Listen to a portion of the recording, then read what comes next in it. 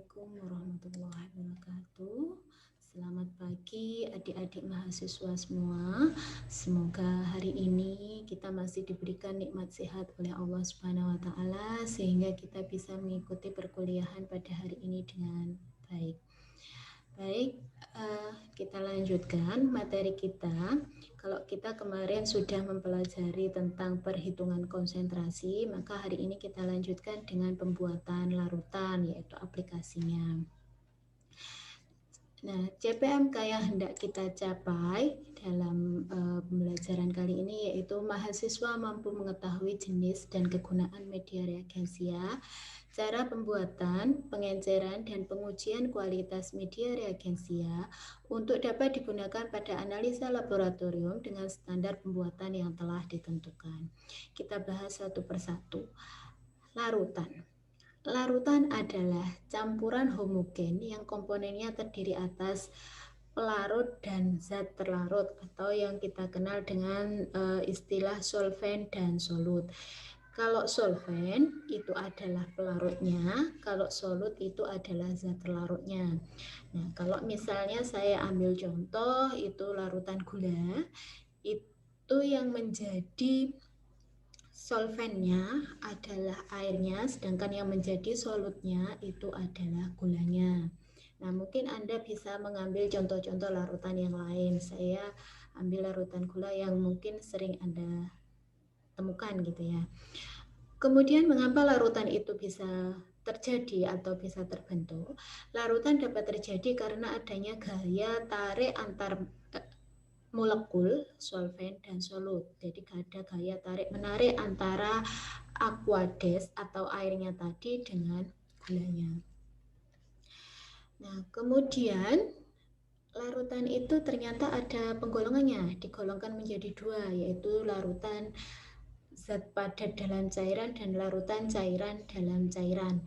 Larutan zat padat dalam cairan itu adalah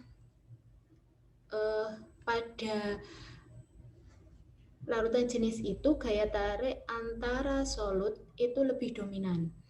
Nah, agar terbentuk suatu larutan, gaya tarik antar partikel solut dan solvent juga harus baik. Nah, contohnya apa larutan zat padat dalam cairan? Ayo, silahkan dicari. Ya, misalnya adalah tadi yang sudah saya sebutkan, yaitu larutan gula. Yang kedua adalah larutan cairan dalam cairan. Pada jenis ini, larutan ini zat dapat saling bercampur atau melarutkan jika keduanya mempunyai gaya tarik antar molekul yang sama. Jadi misalnya di sini Anda melarutkan alkohol dengan aqueous, itu kan sama-sama cair, molekulnya sama-sama mengandung H2O. Nah, terus kemudian pembuatan larutan dari zat padat. Bagaimana langkah-langkahnya? Yang pertama adalah kita melakukan perhitungan kebutuhan zat padat dan pelarut. Jadi kita ngitung dulu sehingga nantinya kita tahu berapa yang harus kita timbang, berapa yang harus kita ukur. Yang kedua yaitu menyiapkan peralatan. Pasti. Yang ketiga, kita melakukan penimbangan berdasarkan apa yang telah kita ukur tadi. Jadi dari pengukuran perhitungan tadi kita tahu berapa yang harus berapa gula yang harus saya timbang gitu ya. Setelah itu, setelah ketemu gula yang ditimbang berapa, kemudian kita lakukan pelarutan. Pelarutan dengan volume pelarut yang sudah kita hitung juga tadi. Nah, setelah dilarutkan baru kita lakukan penyimpanan. Kemudian pembuatan larutan dari zat padat ini juga dibagi menjadi dua, ada larutan kualitatif dan kuantitatif. Kalau kualitatif, itu alat yang digunakan apa saja? Ada neraca teknis, ada gelas ukur, ada gelas kimia, ada kertas timbang, sendok kimia atau spatel dan pipet tetes. Sedangkan yang untuk kuantitatif itu adalah menggunakan neraca sama, labu ukur, gelas kimia, kertas timbang, sendok kimia, pipet, tetes, dan batang pengaduk. Nah, dari sini apa bedanya? Alat yang digunakan untuk pembuatan larutan secara kualitatif dan kuantitatif. Iya, yang membedakan adalah labu ukur. Jadi kalau kita ingin membuat larutan kuantitatif, maka kita harus atau hukumnya wajib menggunakan labu ukur. Sedangkan yang kualitatif itu tidak menggunakan labu ukur. Mengapa demikian? Karena yang kuantitatif itu kita membutuhkan ketelitian yang tinggi. Jadi kita perlu meneranya dengan labu ukur. Kalau yang kuali mungkin kita bisa hanya menggunakan gelas kimia saja. Nah, kemudian ini tahapan dalam melarutkan padatan secara kualitatif. Yang pertama kita siapkan peralatan. Yang kedua kita siapkan pelarutnya. Kemudian kita tuangkan padatan yang telah ditimbang ke dalam gelas kimia. Lalu kita tambahkan pelarutnya yang telah diukur tadi secara perlahan-lahan dengan bantuan batang pengaduk. Dengan tujuan agar tidak memercik kemana-mana ya. Kemudian setelah setengah volume dari pelarut, padatan diaduk menggunakan batang pengaduk. Setelah padatan larut sempurna, kita tambahkan sisa pelarutnya sampai habis, jadi sampai volume yang kita kehendaki. Larutan dihomogenkan kembali, disimpan dalam botol simpan. Kemudian untuk yang tahap pembuatan larutan secara kuanti, tahapan yang harus kita lakukan adalah yang pertama sama, kita menyiapkan peralatan. Tetapi di sini kita perlu membilas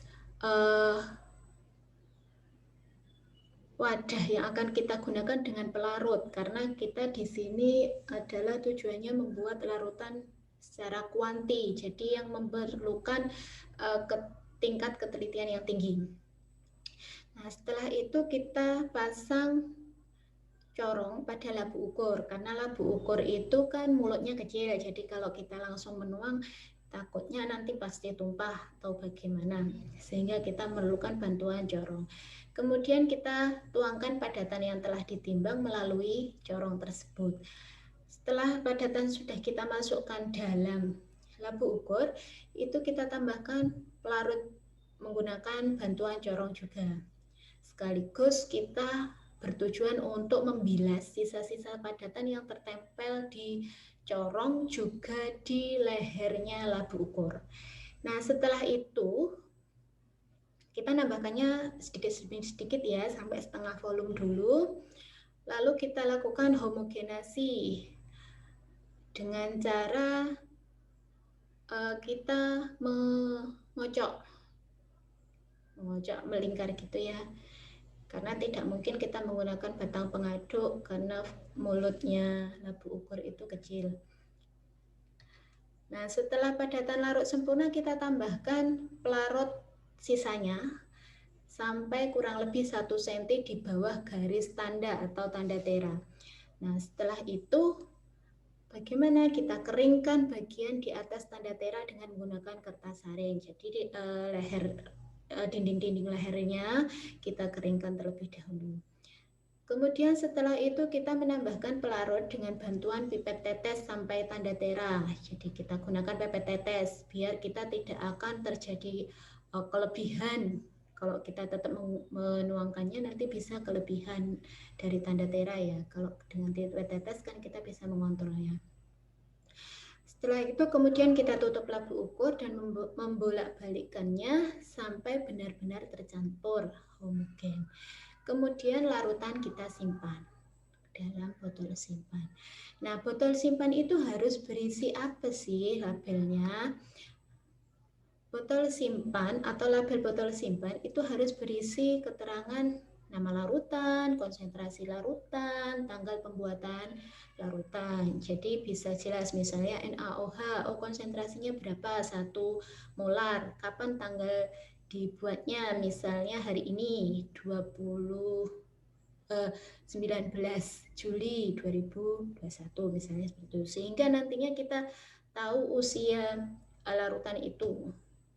Jadi kalau misalnya suatu ketika kita gunakan uji ternyata tidak memberikan hasil yang memuaskan lah katakanlah, berarti mungkin karena tanggal pembuatannya sudah lama sehingga mungkin kualitasnya sudah menurun atau bagaimana.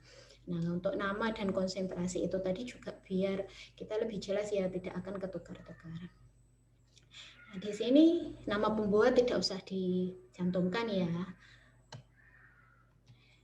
Nah, cukup itu saja materi dari saya. Mungkin ada yang ditanyakan, silahkan.